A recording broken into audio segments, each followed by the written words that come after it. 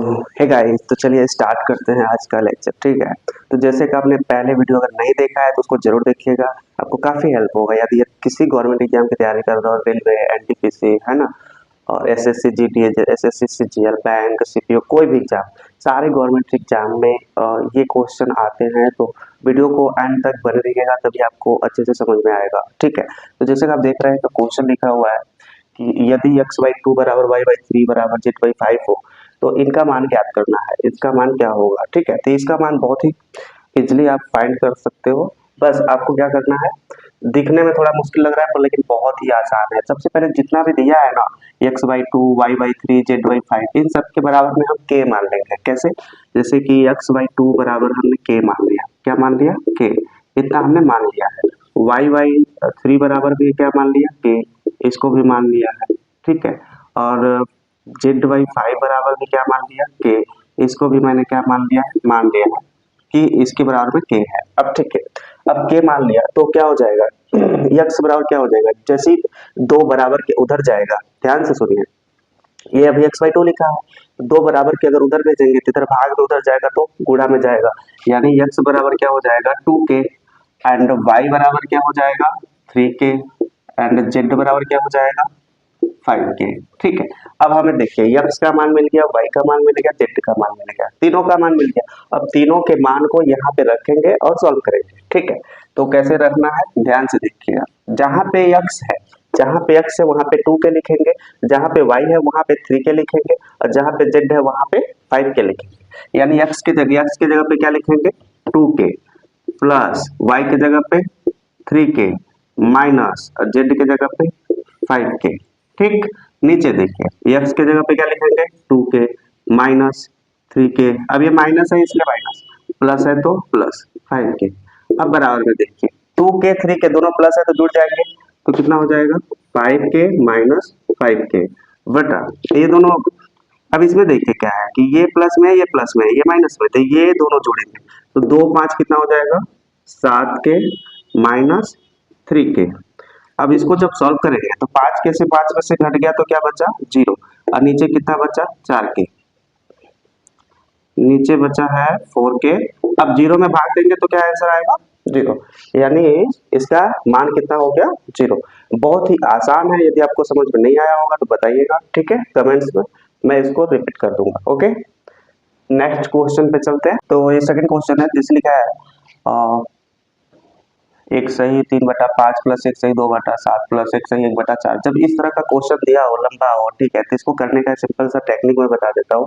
जो ये लिखा है ये इनको एक साथ जोड़ देंगे, और ये जो भिन्न में लिखा है इसको एक साथ जोड़ देंगे, यानी कट लिखा 1 2 3 ठो एक है तो 1 प्लस 1 प्लस 1। ठीक है, फिर प्लस, फिर इधर एक साथ जोड़ देंगे 3/5 प्लस 2/7 प्लस 1/4, इनको अलग अलग करके जोड़ देंगे। ठीक है, अब कितना हो जाएगा, ये तीनों जुड़ जाएगा तो कितना हो जाएगा 3, और इधर में से देखिए, इधर में से क्या हो जाएगा 5 7 4, इन सबका क्या लेंगे एलसीएम, 5 का भी 7 का भी और 4 का भी।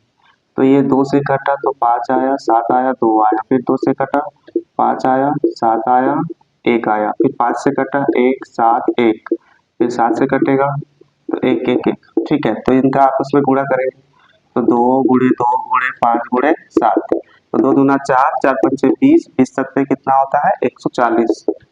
ठीक है, 20 सत्ते 140, 20 पंचे 100, 20 सत्ते 140। तो इन सबका तीनों का एलसीएम कितना हो गया 140। ठीक है, अब 5 का भाग देंगे 140 में। ठीक है, 5 का भाग देंगे 140 में तो कितना आएगा, कितना बार से कटेगा, तो देखिए 0 28, 140 में 5 का भाग देंगे तो 5 दूना 10, 4 उधर गया 0, 5 8 40, अभी 28 आएगा।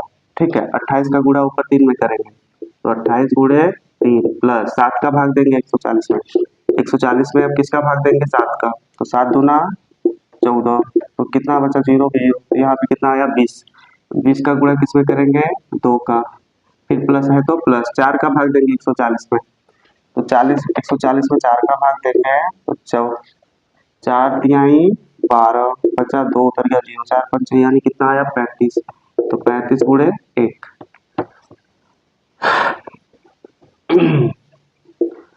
ठीक है, अब इतना अगर आप कर लेंगे तो इसके आगे अब देखिए क्या करना है। तो 3 प्लस 28 का गुणा 3 में करेंगे तो 3 8 24 की 4 हासिल की 2 3 दूना 6 6 2 8 84 हो गया, प्लस 20 दूना कितना होता है 40, प्लस 35 से कम कितना होता है 35 बटा कितना है 140। अब देखिए आगे क्या करना है, इन सबको साथ में जोड़ देते हैं तो 5 0 4 कितना हो जाएगा 9 3 4 7 7 8 15 159 बटा 140। अब देखिए क्या करना है, इसको भी साथ में दे देते हैं तो 3 प्लस 159 बटा 140, इधर में कुछ नहीं है तो 1 मानेंगे तो 140 का डायरेक्ट 3 में गुणा करेंगे तो 140 का डायरेक्ट 3 में गुणा करेंगे, ठीक है। तो कितना हो जाएगा 3 का 0 में हो जाएगा तो 0 3 चौको 12 की 2 हासिल किए, फिर एक कम 3 4 420 आ गया, प्लस 159 बटा 140। अब इन दोनों को आपस में जोड़ देते हैं तो 9 0 जोड़ेगा तो 9 आएगा, 5 2 7 हो जाएगा, 1 4 5 हो गया 140, ठीक है। तो ये तीसरा क्वेश्चन है, इसको देखते हैं कैसे सॉल्व करना है। सबसे पहले क्वेश्चन समझेंगे, इसके बाद सॉल्व करेंगे, ठीक है। तो लिखा है 9 सही 1/9 में से 3 सही 2/3 घटाने पर, ठीक है, मतलब कि इसमें से इसको घटाना है और जो प्राप्त होगा उसमें से 450 का गुणा करना है और फिर देखना है कि क्या आंसर आता है, ठीक है। तो आई होप आप समझ चुके होंगे कि इसमें से इसको घटाना है और जितना होगा उसमें से 450 का गुणा करना है, यानी बहुत ही आसान है। तो आप कर लेंगे 9 सही 1/9 माइनस 3 सही 2/3। अब देखिए मैंने क्या किया, इसमें से इसको घटा दिया, अब जो प्राप्त होगा उसमें क्या करना है 450 का गुणा करना है, ठीक है। ये हमारा हो गया। अब इसी को सॉल्व करेंगे, आंसर आ जाएगा, ठीक है।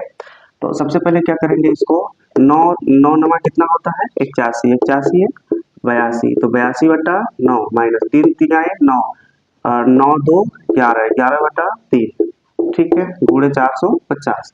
अब आगे देखिए क्या करना है, इन दोनों का एलसीएम लेंगे, 9 और 3 का तो कितना एलसीएम आएगा 9 आएगा, 9 से 9 कट गया तो इधर कितना आ जाएगा 82 माइनस, अब 3 का भाग 9 में देंगे तो 3 आएगा तो 3 गुणे 11, ठीक है। अब यहाँ पे कितना है 450, ठीक है।